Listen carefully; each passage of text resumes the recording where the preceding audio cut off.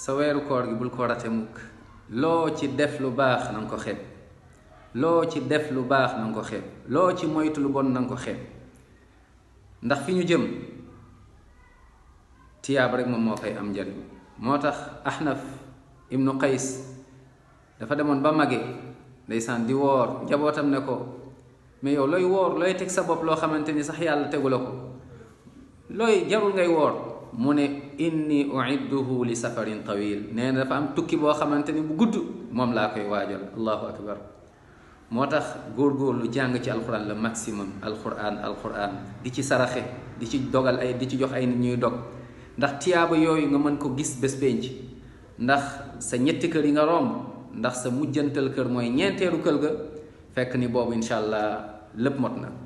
kër gi njëkk mooy sa kër, mooy sa biiru yaay, nekk nga fa.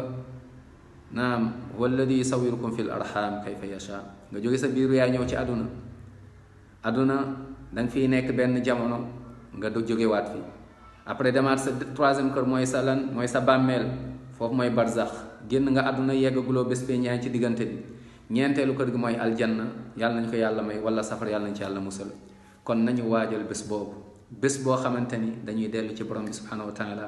kon nañu jaamu yàlla le maximum. weeru koor gi weeru tiyaaba la insha allah. kon nanga ci def lu baax, nanga ci def lu baax. yàlla na yàlla boole ci waa aljanna firdaws. allahumma amin ya rabbi.